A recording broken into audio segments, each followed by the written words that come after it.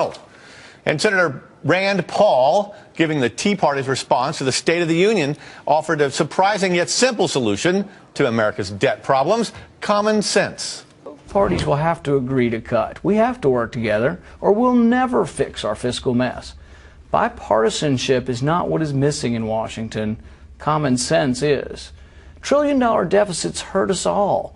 Printing more money just feeds the never-ending appetite for spending, and it hurts us all. Joining us now, Republican Senator Rand Paul of Kentucky.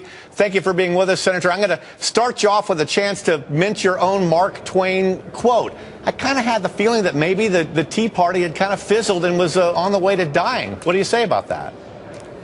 Well, the Tea Party's been out there for a couple of reasons. I think we're equal parts chastisement to both parties.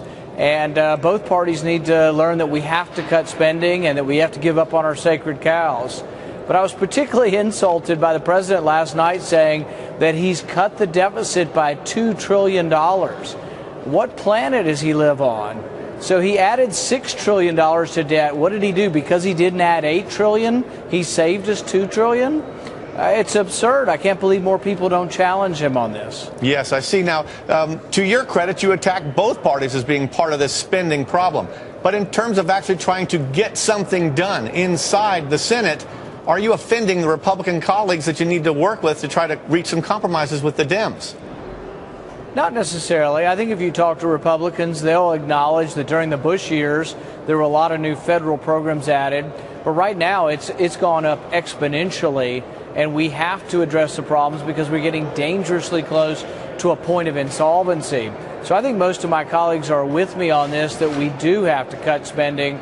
We do have to get started on this. So I don't think you'll find a lot of disagreement with my colleagues on that. Yeah, the startling thing is when we talk about cutting the deficit, they're never talking about eliminating it. They're going to continue to spend more than they take in every year. They just want to make that overspend a little smaller. Now, you say that Congress is debating the wrong things. Explain, please.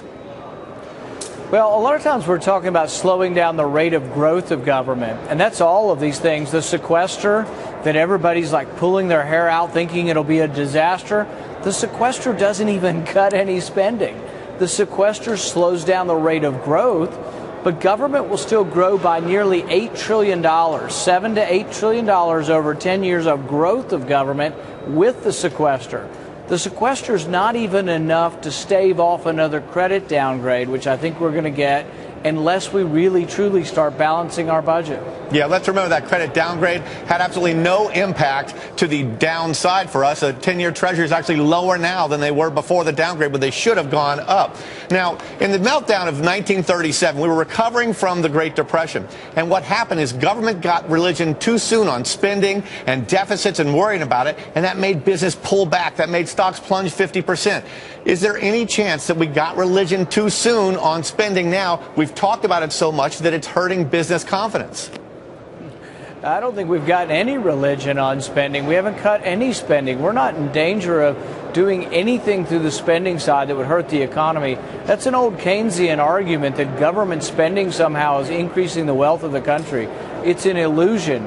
It causes malinvestment. The money gets placed into things that government chooses but not consumers would want. So, no, I don't accept that at all, that reducing government spending would in any way hurt the economy. I think it would help the economy. Can you imagine what the stock market would do today if we were to say we're going to fix the entitlements permanently? I think stock market would rally to that. We'd be up to exactly where we should be finally, and we're on the way, I hope. Thanks very much for being with us today, Senator Rand Paul.